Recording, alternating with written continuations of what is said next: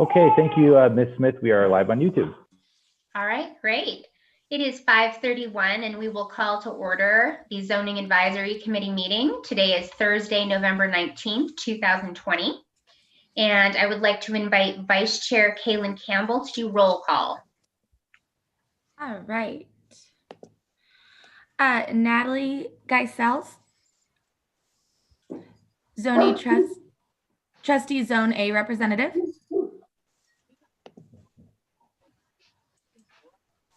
I think you have to unmute, Natalie.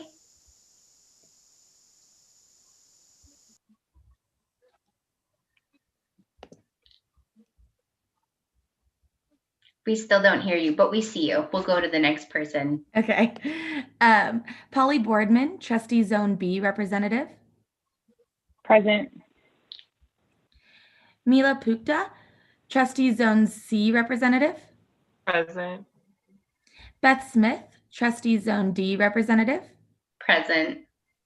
Araceli Martinez, Trustee Zone E representative. Present. Christine Hull, Trustee Zone F representative. Present. Christy Essa, Trustee Zone G representative.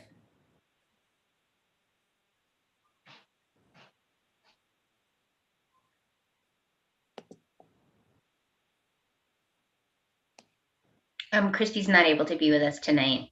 Okay, thank you. And Adriana Publico, at-large member. Here. Kaylin Campbell, at-large member, here. Amy Howe, school administrator. Amy's not able to be with us tonight. Thank you. Dallas Halsey, certified teacher counselor. Present. And Christine Swanson, educational support staff. Present. All right, we have a quorum. Thank you. So before we move on to item 1.03, just want to provide a brief update on the status of the recommendation that the Zoning Advisory Committee passed along to the Board of Trustees related to the Silver Lake Elementary School potential rezoning, particularly in the areas related to the North Valley Rurals area. I do want to just update the committee that all of the elementary school level changes have been adopted by the board. The middle school alignment, however, is still under discussion, and that will be continued at the next Board of Trustees meeting, which is scheduled to be held next Tuesday, November 24th. Anyone is welcome to attend in person based on the limitations they have in the room, and also watch via link on YouTube. And so now that brings us to item 1.03. So we do invite all public comment. In this area of public comment, we invite anybody watching us on tonight's live stream to email at any point to zoning@washoeschools.net. We do receive your comments in real time as those come in, and we do take the time to pause and read them while we are discussing all the matters. And so we invite anyone watching to feel free to comment as the presentations go along. Again, knowing that we do pause and we do read all of the comment that comes through. So on that note, Kendall, for item 1.03, this is the opening public comment. This is traditionally the time where someone from the public would bring up something not on today's agenda. Do we have any comment? No, we do not. Okay. So we'll close that and move on to item 1.04. This is the action to adopt tonight's agenda. Is there a motion to adopt? Dallas Halsey, I'd like to make a motion to adopt tonight's agenda. Is there a second? Adriana Publico. I second. Motion. Is there discussion on the matter? Nope. All those in favor say aye. Aye. Aye. All those opposed, nay. Motion passes. So now we'll move on to section 2. And section 2.01 is the possible action to approve the minutes of the September 17th Zoning Advisory Committee meeting. This is an item for potential action. These were sent out in advance. They're also posted publicly on our committee page. Were there any comments or discussion on those minutes? Any issues or changes that anybody would like to see made? No? All right, seeing no comment, I will entertain a motion. This is Kaylin Campbell. For the record, I move to adopt the minutes. Is there a second? Holly Boardman, second. All right, any discussion on the matter? Seeing no discussion, all those in favor say aye. Aye. Aye. Aye. Aye. All those opposed, nay. All right, motion carries. Now we'll move on to item 2.02. This is possible action to approve the minutes of the October 15th, 2020 Zoning Advisory Committee meeting. Were there any comments or edits that the committee would like to see? Nope. Seeing no comment, I will entertain a motion to adopt those minutes.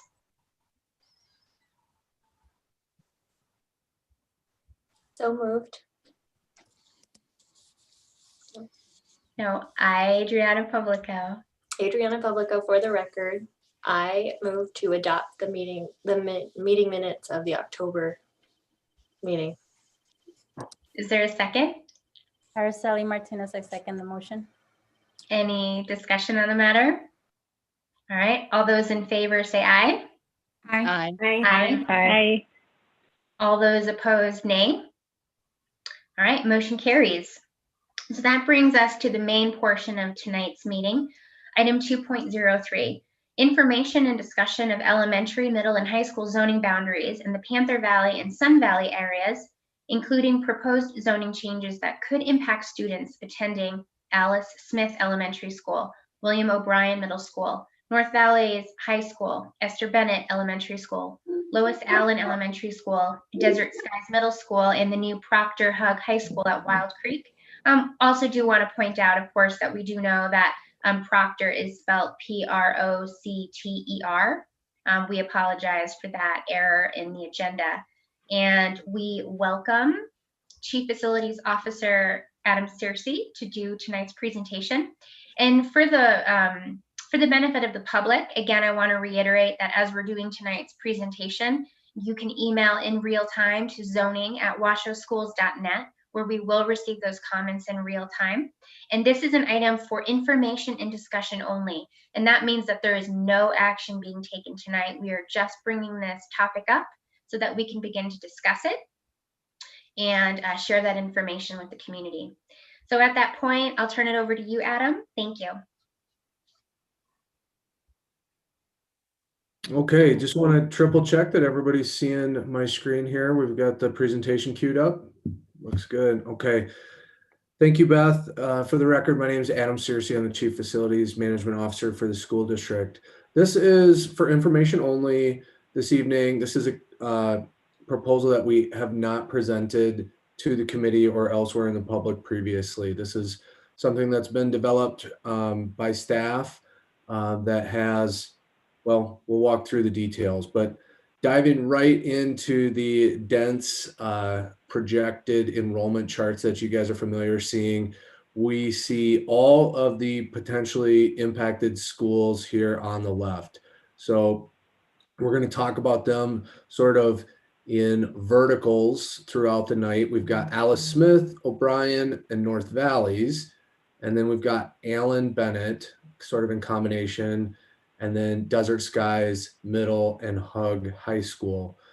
So you can see there is some existing overcrowding in the Alice Smith, O'Brien, and North Valleys vertical, and definitely more growth and future overcrowding in that vertical in years to come. So as we discussed really at our last committee meeting, we still show, we'll call it pre-COVID specific enrollment numbers up in this chart and pre-COVID projection numbers, because things are moving and changing so rapidly. For the purpose of discussion, we're asking for a fair assumption to be made that the trajectory of the enrollment trends will likely remain unchanged. While, you know, the in-person enrollment is very unusually low at this moment, things will improve and likely go back to generally the numbers that we see on this projection. So just noting that we're not making any special adjustments for the current conditions. Also worth noting here, these notes on this upper chart include some major facility changes in the years to come. You've got 21, 22, Silver Lake zone goes into effect, including rezone from Cold Springs to O'Brien. So this last part, the middle school, is still under discussion as Beth described, but it's a very small impact, maybe 5 or 3 to 5%, depending on what the board decides. 22, 23, so this blue and red vertical lines, we see the new O'Brien Middle School opening and the 6th graders from Alice Smith at that time coming up into middle school.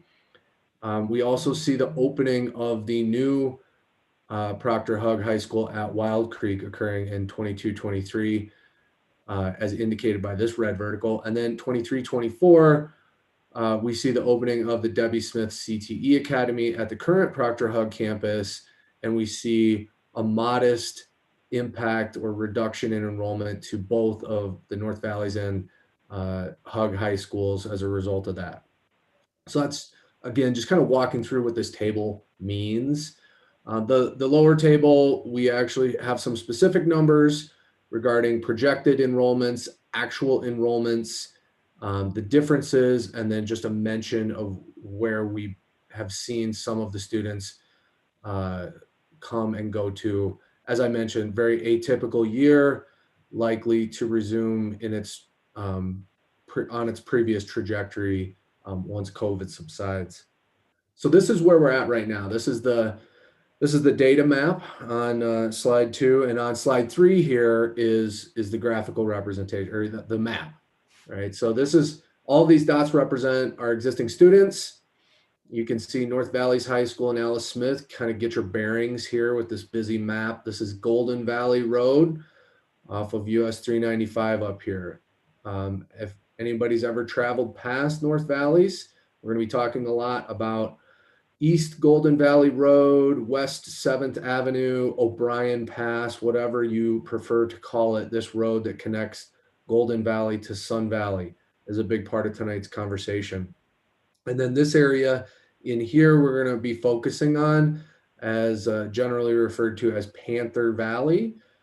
So this is really where we're going to be talking about mostly this evening. You'll also see Allen Bennett Elementaries in Sun Valley.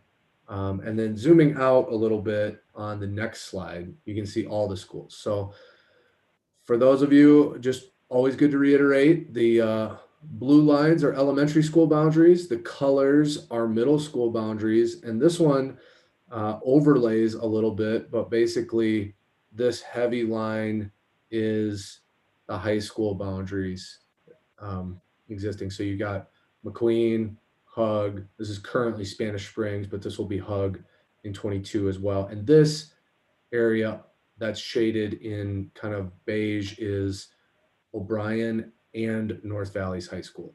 So everybody in Panther Valley right now is zoned for Alice Smith Elementary, O'Brien Middle, as indicated by the shading, and then North Valleys High School. Okay, so again, these are the existing conditions. We want to focus for a minute on a little bit on the why we're proposing this. There is significant proposed residential and enrollment growth in this area in the next 10 years. You know, as indicated by the table on slide 2, these are just a few of the proposed or approved developments in the area in question. Many of these are actively under construction. Ladera Ranch and Cabernet Highlands, most noteworthy projects that are already halfway built. But some of these areas in Golden Valley shaded in green have not yet broken ground. And specifically these apartments off of Spectrum Avenue, kind of here off of the Parr and Dandini interchange, again, show up in the long-term plan as being a proposed or an approved project, but they haven't filed for any construction permits and they haven't broken ground. So this one's a little bit further out there, but it is on our radar and it is in our growth projections. So this is really a little bit more about the why. We're going to talk about this a little bit this evening as well, but an important variable to our conversation. Hey, Beth, do you have a question? Yeah, on the previous slide, can you explain the SFs and the MFs? Sure. Good question. Thank you. That's simply a single family or multifamily. Great question. Thank you. And, as we've talked about before, generally speaking, the student generation ratio, or the amount of students per unit that we historically see, is actually greater in the single family units. So if we see, 0.1 students per unit in a multifamily, we might see a 0.25 students on average per single family unit. It's a lot of units when you look at these multifamily units sometimes, but this isn't likely to generate near as many students as one might think. So that's what those letters stand for. Thank you. Good question. All right, slide 6 is just an aerial image, an existing aerial image from Google of the terrain. So again, if you're not familiar with this neck of the woods, there's a pretty good ridge line in between Golden Valley and Sun Valley that we're going to talk about some more. But there's limited roadway access between Golden Valley and Sun Valley, and that's a challenging part of this proposal. It's really what we wanted to kind of depict with this slide here. So now finally talking on slide 7 of the area specifically that we're proposing to rezone. So this is basically the same slide as slide number 3. Okay, showing all the existing boundaries for elementary, middle, and high, the existing student location, but then sort of sketching out the zone boundary that we're proposing to move from Alice Smith, O'Brien, North Valleys to Bennett, Desert Skies, and Hug. On slide 8, you have the same boundaries, just zoomed out a little bit, so it's maybe a little cleaner to see. And the way we're looking at this, and that's why this is very much for discussion, is that this future area where there's no students currently off of Spectrum, if there are to be students in that area, we're suggesting that it might make more sense for them to be rezoned to Allen Elementary, which is really right here, versus Bennett. It makes more sense to us for all of these students to be rezoned into Bennett. And then also a consistent theme for us tonight will be, if we're rezoning this neighborhood, we want to make it a uniform vertical. So if we're moving them from Alice Smith to Bennett, we would then look to propose to move them from O'Brien to Desert Skies and from North Valleys to Hug, to keep them all aligned together in that vertical. Okay, any questions on this so far? It's hard to see everybody when I'm projecting my screen, so please interrupt me if you need to. So again, I mentioned that the roadway connectivity is a challenge with this proposal, and I really wanted to single this out in a couple of different ways. Talking with our transportation department, this proposed change would definitely require at least 2 additional bus routes to be established. If those neighborhoods that are currently being bused to, for example, Alice Smith and O'Brien, are moved to Bennett and Desert Skies, those buses, those existing buses, those kids are already on buses. They're outside of the walk zone and being bused to those elementary schools. Those buses could just be rerouted or transferred to the different elementary schools. But if and when the Spectrum apartments are finished and we're talking about moving, busing those kids separately, because of ride time limitations and just because of the roadway connectivity challenges, we'd have to add a route to this area. Similarly, the high schools, this this area, Panther Valley, technically is within the walk zone for North Valley's high school, and they are not provided transportation at the high school level. And so they would be outside of the walk zone to the new Proctor Hug at Wild Creek, and therefore would technically be afforded transportation, which would require the addition of a bus route to serve that area in that case. So what does that mean? Translating into travel routes, we wanted to try and throw this up a couple different ways.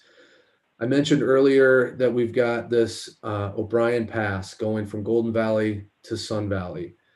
To get out of Panther Valley and to take O'Brien Pass up and over to Bennett and Desert Skies, which really is your most direct route, you do find yourself going on a local street through a subdivision, which is perfectly convenient, but technically on paper, you know, it's a little indirect. You know, you're driving through this neighborhood that technically is zoned for Alice Smith, O'Brien, and North Valleys, and then coming back and up over O'Brien Pass. It's maybe not as awkward as it looks, but it is indirect, and it's, you know, arguably it's rather indirect to get to O'Brien from Panther Valley. There's just not a super easy way in and out of Panther Valley other than to jump on 395, except for, of course, to drive through this development and get to Sun Valley this way.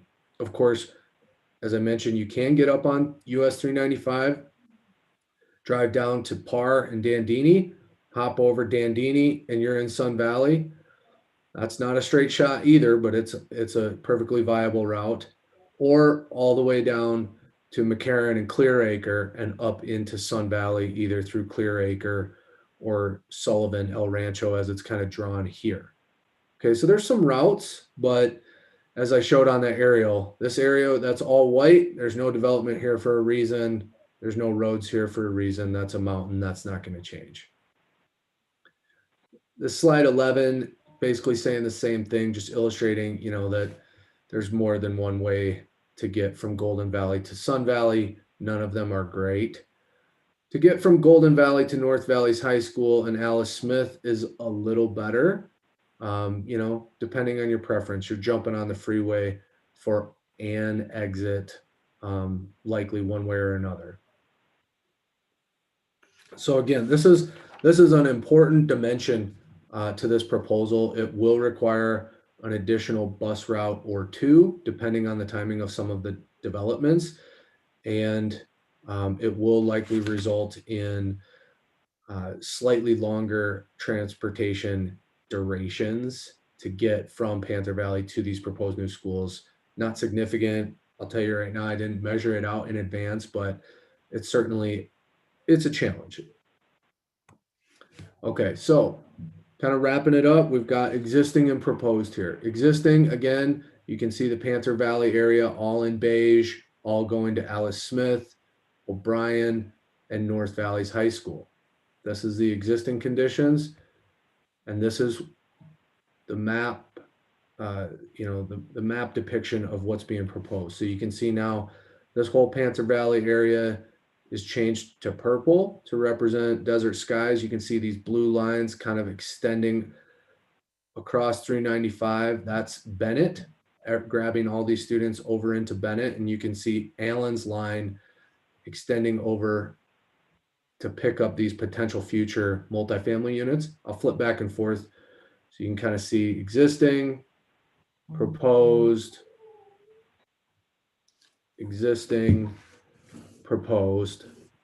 And then of course the high school boundary is going to be this dark line, this heaviest line, now moving slightly closer to North Valley's, pulling these kids in the purple area down into the new hug zone. I want to reiterate, all of these improvements are proposed to go into effect no sooner than the 22-23 school year, so August 2022, should this all be approved. We wanted to bring it to the committee really sooner than later, knowing everything that's going on, but also, you know, honoring the need for discussion on this, and also with consideration that advance notice for these students on a change like this, the opportunity to start in a new high school on the day that it's being opened, perhaps, in August 2022, to be a part of that for the first time is something special and something that will really begin the school year prior.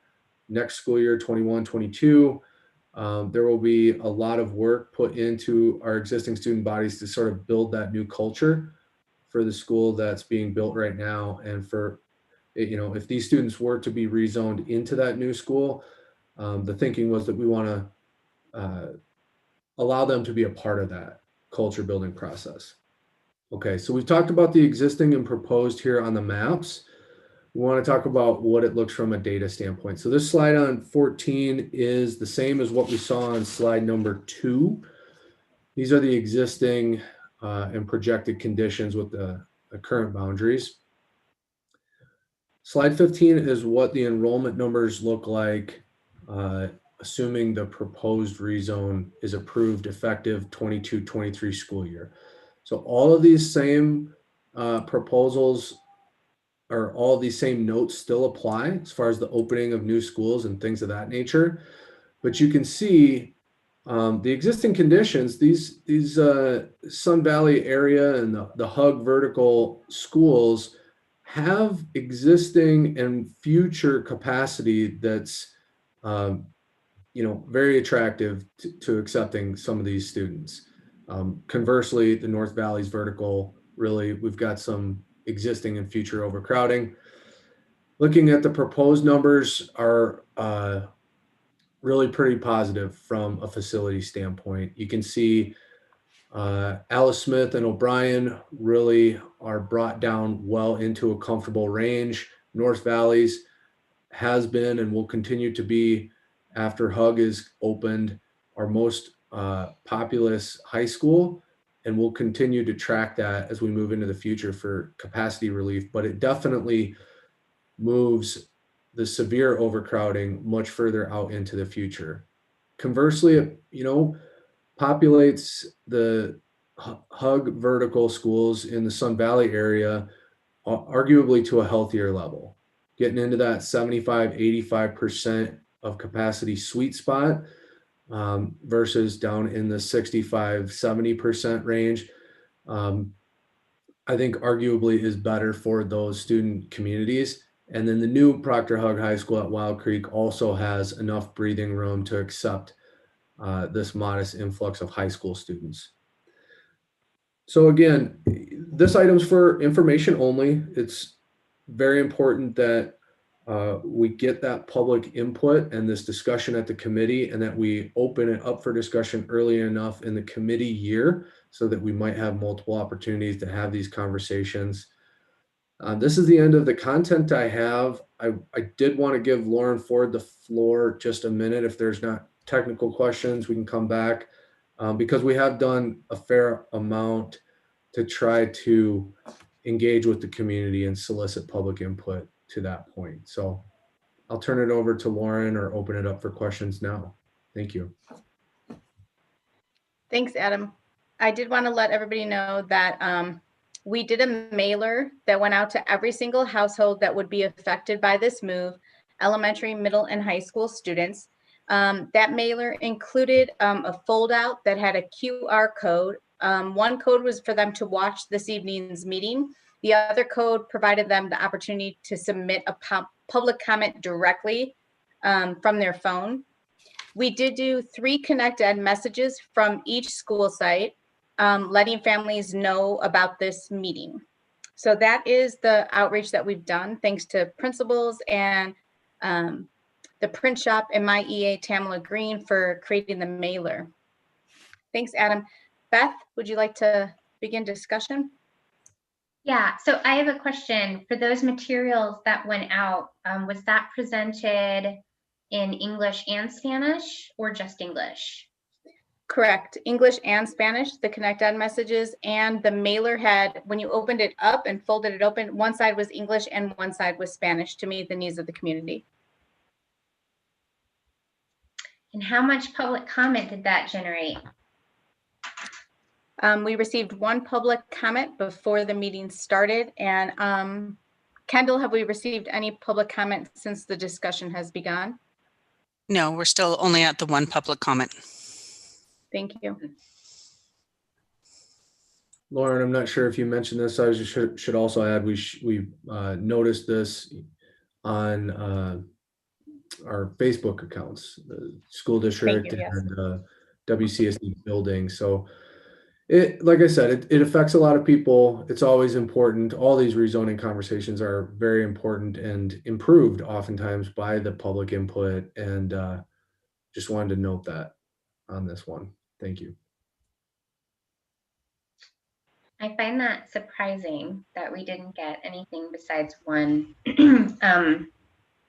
I'll come back to this later on in the discussion because I think that there's definitely a place for this conversation later, but that's an unusually low amount of community engagement for this much outreach and on a topic as important as this one. And so that flags me to a couple things. But I'll pause on that for now while we move on to any technical questions about the presentation before we begin the substantive conversation around it. One of the first technical questions that I have is any of these high school changes that would go into effect in the 2022 school year, would those students be afforded the same variance opportunities as previous high school rezoning, where the juniors and seniors, incoming juniors and seniors, are given an opportunity to either move to their new zone school or stay at their current school of origin? Correct. We do have the grandfather variance for the last year of attendance. So it would be for the current juniors who would be seniors the following year, and then the current fourth graders who would be fifth graders at Alice Smith, the current seventh graders who would be eighth graders at O'Brien Middle School. They have a grandfather variance, which states that they can finish out that final year at that school, but no transportation is provided on a grandfather variance. So question on that, and correct me if I'm wrong, but I'm pretty sure that when we were addressing the zoning in other areas, like for example, Demonte Ranch over to Galena and some other changes around Reno High, that it was both the incoming juniors and seniors that got to decide, not just the incoming seniors. I think you're right, actually, Beth, on that one. But it's a great point. And I guess I would answer this to say that I would anticipate that the practice that we've used in the past when we've rezoned high schools recently is what we would follow again. Whether it's the highest grade rising or the highest two grades rising, I think was what it was. We'll follow that precedent, and if the time comes, it will be important we put that on the record and include that as part of the recommendation. Okay. Araceli, I think we also were looking at when we granted that to students, if there were other siblings within the family. Are we still continuing to do that as the president? Yes, that's part of the grandfather variance. I'll have to check, Beth, about the juniors and seniors. I know it was definitely 8th grade and 5th grade, but I'll check on the juniors and seniors for you. But yes, the siblings are allowed to stay for the 1 year as the child finishes that level. What other technical questions does anyone have, just to clarify certain points before we get into the substantive portion of the conversation? I had a question about that road, Golden Valley Road, 7th Avenue. Is that a road that school buses already travel? And are there any concerns about potentially significantly increasing bus and passenger vehicle traffic on that road? I think because of the way the zones are set up currently, there's not a regular school bus route that traverses it. That doesn't mean that they might not from time to time. I'm not certain, there's special ed bus routes and things that But it's a paved road that buses could go on, no problem. Okay. Totally, it's a county road, 2-lane. It's a perfectly good road. I mean, it goes up and over a hill, and it's got a little bit of windiness to it. But no, it's a perfectly good road. Christine Hull for the record. So Adam, on that note, if it going uphill, is there a concern because North Valley's typically gets a little bit more ice buildup than some of our other parts of town? Is there a concern about weather and buses going on that route? I mean, there's a concern to a degree, right? I mean, when the roads are particularly bad, more oftentimes than not, we're delayed school or we're canceled school. The buses themselves are quite robust. I mean, they're built to handle some conditions with chains and whatnot. They're out there pretty early in the morning. To be fair though, that's a road. If people are familiar with it, they call it like valley hopping. You know, you're bouncing from Spanish Springs over into Sun Valley, and sometimes at 6:30 in the morning, and it's a little slick, and somebody makes a mistake, and then everybody behind them loses their momentum. I've seen that particular road not having like severe accidents, but just having real backups. Sure, right. So it's a road that is challenging 3 days out of the year, kind of thing from weather. Right. Okay. Thank you. I have a question for you, Adam. This is Kaylin Campbell for the record. I was wondering on that last slide, what's the middle school that's zoned? I think it was in light blue at the very bottom. It might be Sparks Middle School zoning, but I'm not. Light blue, this one at the very bottom. Was there any consideration for moving those down there? Yeah, that's the one I'm talking about. I just wonder because I noticed that this area is really far from both O'Brien and Desert Skies. And being a teacher at Desert Skies this year, I saw how impactful it was for kids to be able to walk, for being able to play sports. And just if they miss their bus, it really helped their absences. And I noticed that's really far away from both. So I just wondered kind of where the next one was down there. Great question. And for those of you who've read Mr. Nava Duran's public comment, he actually touches on some good points, somewhat related to your question. This light blue is Clayton.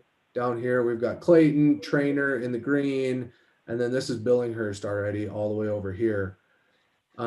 There's a fair amount of work that we in this committee have to do in this old Northwest Reno area. Clayton, Trainer, Swope, Vaughn, it touches McQueen, Hug, Wooster. There's some improvements that we need to make in this area. But Panther Valley, I think there's a railroad track right here. It is somewhat kind of delineated by this line. And so we felt geographically that this was really where we wanted to draw the line. And then of course, similarly, this is Virginia Street, so there's students and houses just right on the other side of the road that, could easily go either way, but Virginia Street and then this railroad spur. Got it. So in this picture, it kind of appears that these roads connect, but they do not, is what I'm hearing. Which road? The roads that connect the light blue to the purple. There's no roads that connect those two. I don't know that for a fact. Let me see if I can confirm that from this aerial here. That's Randy back right here. I can confirm that there's no connection there. That goes across the railroad, tracks, and there's no crossing there.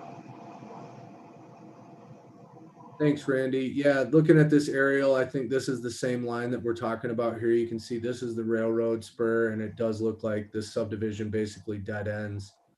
And this community just really has to come out to the interchange or Virginia Street. Gotcha. That picture makes it a lot more clear than the other one. So thank you.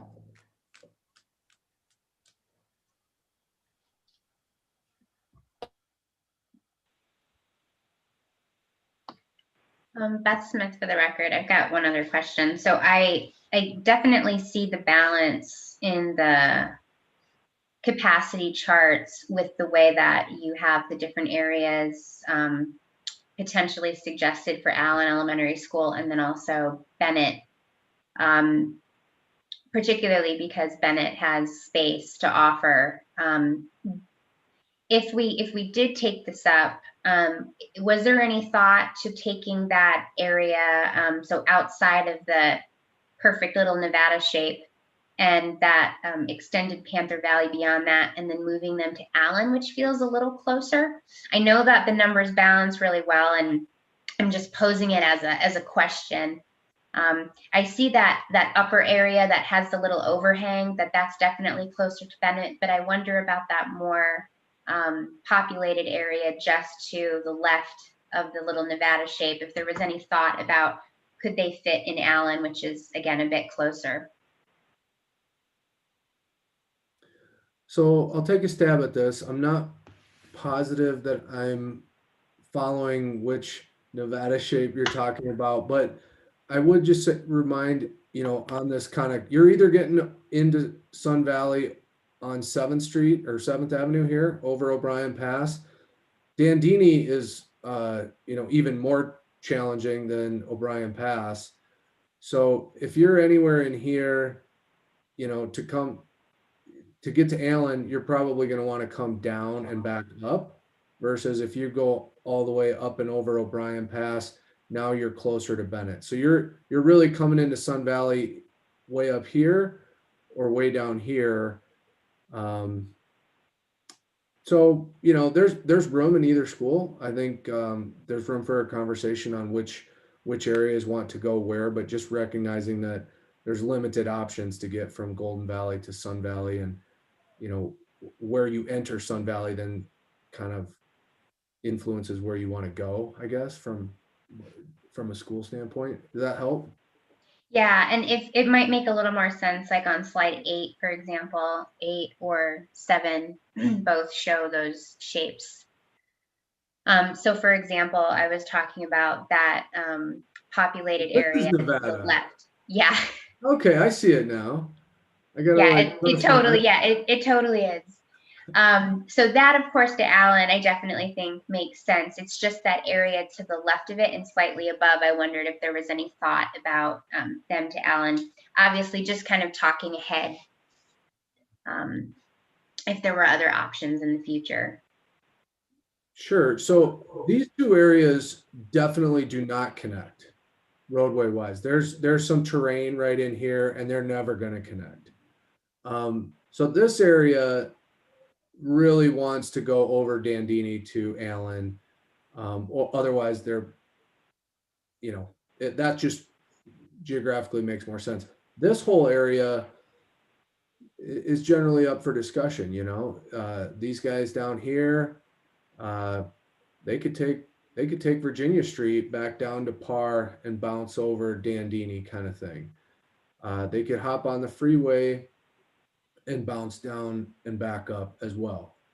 And then these guys on call it the east side of 395, all shoot out the back of the subdivision and up and over. So the space capacity wise, it could go either way. I'm not sure if one is slightly more balanced than the other, but I think they're all up for discussion, and probably close to 6 to 1, half a dozen the other. That same area, if left at Alice Smith, how would I don't know if you've looked at the numbers that way. Yeah, so Alice Smith stands to be potentially relieved slightly by this future elementary school that we've talked about at times in the past. We own a piece of property right here. Because of the growth, that'll be impacting a lot of Lemon Valley Elementary School. But really, we'll have a conversation with the committee in 5 or 10 years when we build this one. So that's kind of our primary relief target for Alice Smith. That, of course, with the expansion of O'Brien and 6th graders coming up, if some of these students or all of these students were to be left in Alice Smith, we'd be in a condition that looks like this, and we'd potentially be able to relieve that somewhat with a future elementary school in kind of the Stead Lemon Valley area. If we're considering just that little area to the left that Beth was talking about. Yeah, and unfortunately, I don't know exactly how many students live in one pocket or another. I know early on the slides, you know, fairly densely populated here. So, you know, just like always, we can kind of assume the numbers. All right, the enrollment relief to Alice Smith, if these guys were to stay in Alice Smith, you know, just wouldn't be as great. So on the final slide here, we've got Alice Smith going down to, you know, high 70s, low 80s kind of thing. So just spitballing here, maybe it's up into the mid 80s, upper 80s at most, probably, just speculating, which seems tolerable. Thank you. So any other questions or thoughts from the committee? So I definitely think for sure, this is my opinion, and I would like to hear the opinion of the other committee members. I think that the topic definitely has merit. When you look at the projected enrollment at North Valley's high school and at the elementary schools, and you see the opportunity related to opening the new Hug High School, a few thoughts I have on that. But I'll center right now on the fact that I do think that the topic has merit to more thoroughly discuss with more options. What worries me though is that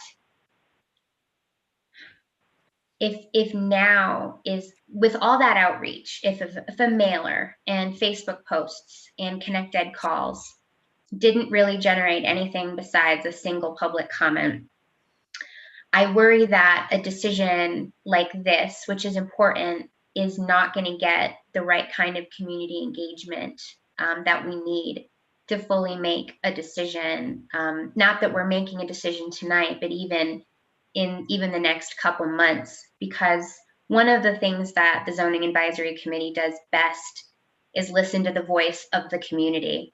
Now that represents all needs and preferences, but we are champions of the parents of the community. We are members of our communities. We are parents, educators. And it makes me think that if this much outreach went out and we only got a single public comment, that the community may just be a little overwhelmed at the moment to be able to give this their attention and possibly engage with us in the best way on this topic.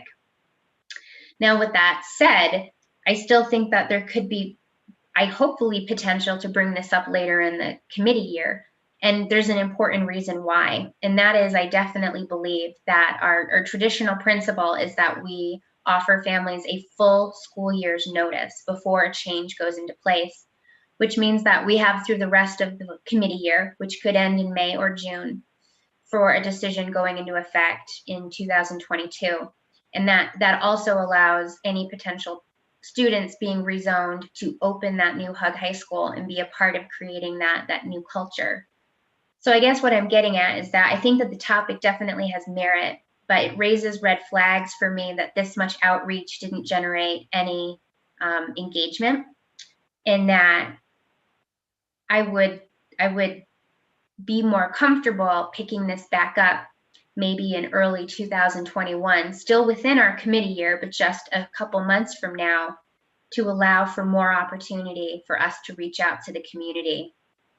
And I don't mean just waiting a month, because I don't think bringing this up in December, right around Christmas time, is the right amount of time to wait too. So I would prefer to see some continued outreach, and then we would possibly bring this topic up and continue to explore it, maybe starting in January or so. That's Christine Hull for the record. I just have a quick question. So I know that the elementary changes that we recommended last time were approved, but because the middle school changes are still being talked about, and this will affect that one of the middle schools that is affected by those changes, I would just suggest that we don't wait too long, because basically the entire North Valleys is waiting on these several recommendations that we're making, but I would totally agree with you that as we move into Christmas and changes that are potentially happening with schools being put on virtual, in person, there's just so much going on that I would agree with you that kind of maybe giving it the community time and the district, like Lauren said, giving maybe some more reach out by the principals or the teachers or whoever is talking to these families between now and our next meeting in January, the one we would have in January. Perhaps that would give it enough time for people to say, oh, okay, I want to give some feedback on this. I don't think moving forward with any decisions or more information in December is going to be effective at this point.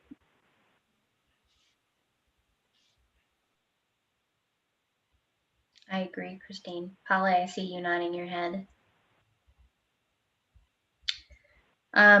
So again, just to reiterate, I think that the topic definitely has merit. I think that this area and some of these options could definitely be a benefit, but just because of the nature of the overwhelming times we're in at the moment, I think if we were to pick this back up in January, ideally that would give us enough time to continue to get that community feedback that this committee needs and values so much before we proceed with any decisions or having really substantive conversations around different options that we would come back with.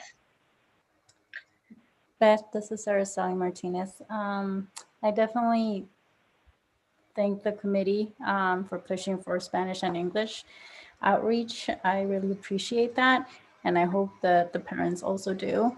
I think one of the issues, and of course the pandemic is not helping at all with any of this. I guess it just depends on when they went out, the mailers and all this stuff. I know that all of the mailing is backed up. I know that at the university, we've sent out things. Whenever we are trying to receive things, we receive them really late. So I think that's one of the things, and maybe that would help if we were to resend or do the same outreach again while we're not picking this up. And then hopefully that'll bring more people when we do pick it up. And the other thing that I believe would really hinder, at least for the more at high risk communities, would be us doing these meetings on Zoom. A lot of them don't have access to doing these meetings on Zoom. I know they can do emails, but a lot of them don't communicate through emails. I don't know if there's any other thing that the teachers or the schools can do to collect any of the information or any other comments or any concerns that they may have. So Araceli, the mailer went out on November 9th, and then the Connect Ed messages went out on the 13th, 16th, and 18th. Thank you. And I know it sounds like November 9th would have been more than enough time. And I don't know if anybody checked to see if people got the mailers. But I know at the university right now, we're like sometimes not even getting stuff for 3-4 weeks. Okay. And that's a really good point, Araceli. We can definitely talk to the communications department about how to build in other options, because you're right. If there's a technology barrier, how would they be comfortable with emailing us or watching us or participation if there's a technology barrier when traditionally we rely on going into the communities and having these conversations with them directly? So that's a really good point. And a lot of them might not have any computers or way to get onto Zoom or even know how to sign on to Zoom. So. And I was going to say the other thing too is because of the way that drop off and pickup is happening in schools, if your students are taking the bus, then as a parent, you are literally never at your child's school because there's no events happening at schools right now.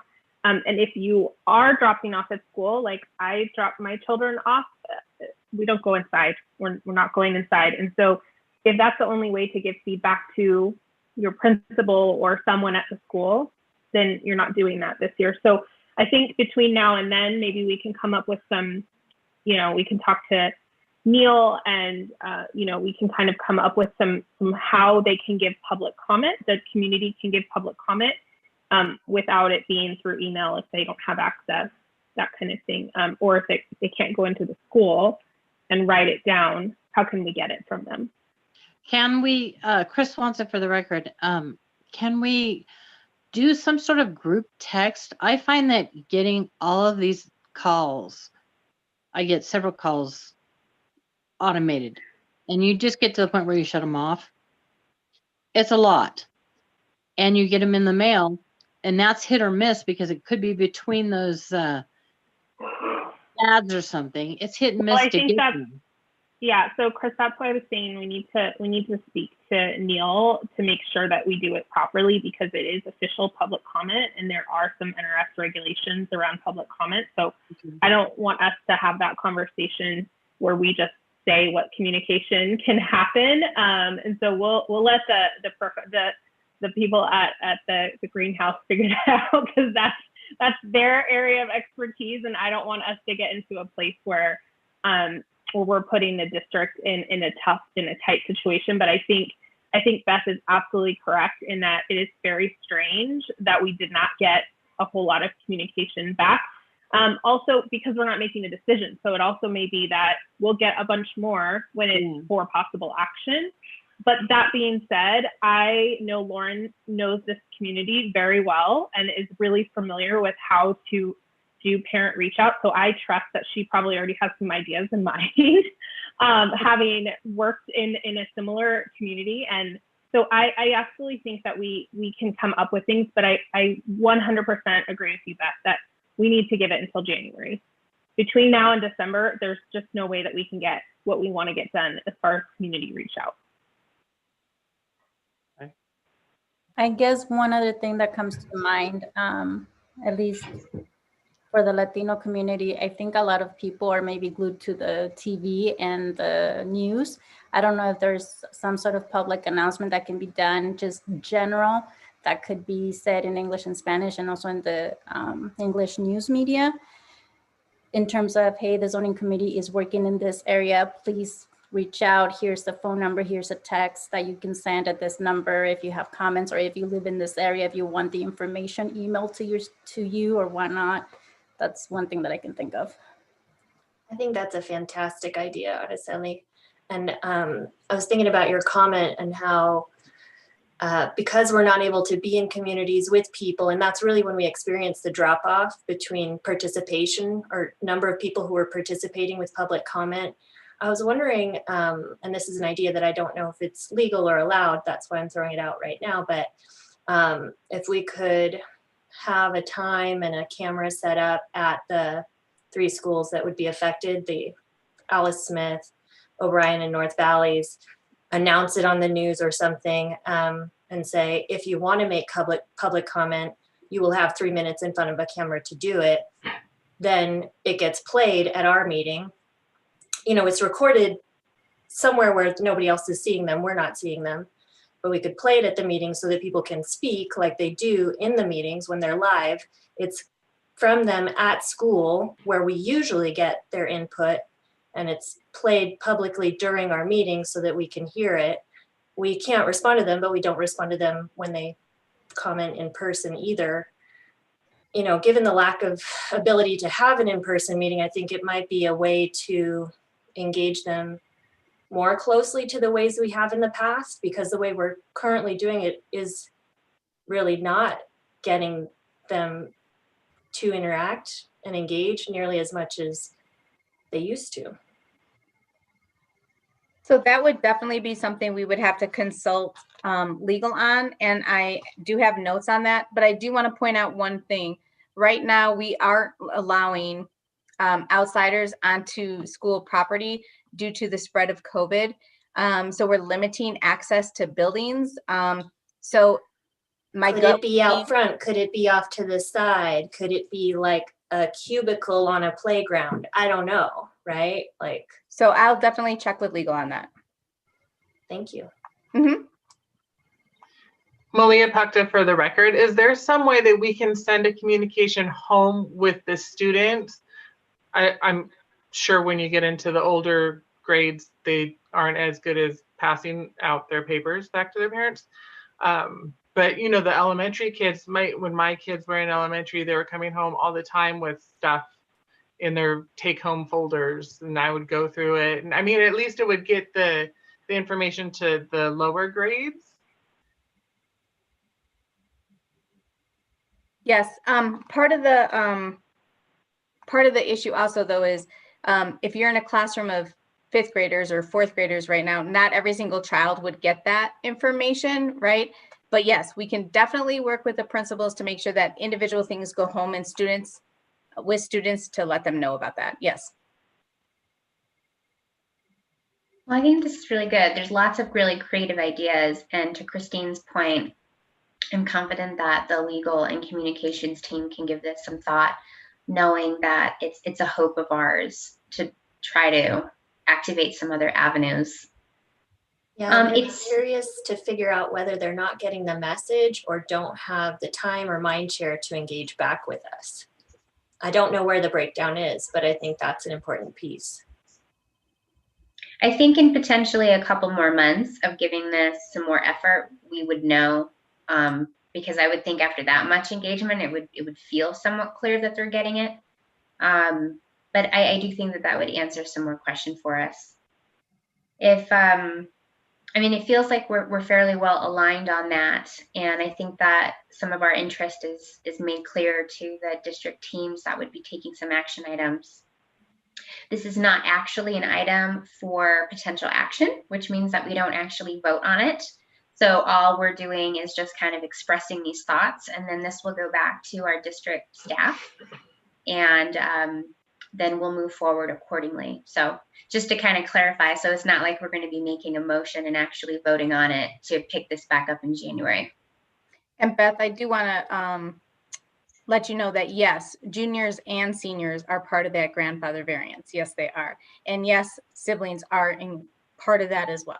So thank you. Very good, thank you. Beth, if I could just comment also, I mean, we discussed quite a bit internally whether or not that the conditions in all of our lives was really even appropriate to bring this up right now. I mean, I appreciate all the discussion, but I think the truth of the matter is that most of the people have far greater worries and burdens in their lives right now than to even consider engaging on this impactful topic. And that's so we debated scuttling this entire conversation because of the conditions, and we've got time. We wanted to open it up for discussion and see what happened. We got some feedback here that's going to continue to enrich the future presentations, and we'll see what January looks like, and we have many months after that. But I've actually been engaged in a bit of outreach associated with the STED community and the O'Brien Project, incidentally. Very aggressive outreach, very important, kind of urgent. I need you guys to engage. And it's been similarly, surprisingly low volume response. And, I don't know why either, but times are tough. And so, everybody's overmaxed right now, and this has been helpful, and we've got some more time to more meetings to bring this up at. Do you think with a lot of these neighborhoods being new, sorry, Polly Boardman, maybe people don't have an opinion on it in general? I mean, if you have a lot of new neighborhoods and a lot of new people to the community, maybe it's, I mean, like you said, they're not paying attention right now, but maybe it's not something that hits them in a nerve that we've seen at some other communities that are really ingrained, and people have been there a long time. They went to that school, I mean, there might be part of it might just be like, these are newer neighborhoods. It might be newer people in town. They may not care right now. They think, okay, well, I'll deal with that later, or I don't really have an opinion about these schools. It might just be another reason why maybe Adam's not seeing a lot, or we're not seeing a lot for these little pockets. I don't know. Yeah, absolutely. Each community feels differently about these changes. And we've actually had lots of topics that didn't really generate a lot of feedback. So Polly, you're totally right. And I think that, when we take this back up in January, that will be more clear, because we know we will have checked the boxes about outreach by that point, but you're very possibly right. Okay. Well, if there's not anything else on this, I think that the feedback's fairly clear. I will call and see if there is any public comment that we should be aware of while we were talking about this. Just public comment from Pablo Nava Duran. Okay, very good. All right, seeing no other discussion, we will go ahead and we'll close item 2.03 and move into section 3. Item 3.01, this is our closing public comment. Do we have any public comment for this? No, we have no public comment. Okay. Moving on to item 3.02, the announcement of our next meeting. We will announce that once that's more clear with our district team. And then that brings us to our adjournment 3.03. It's 6:36 p.m. I thank all the members of the community watching and the committee and the district staff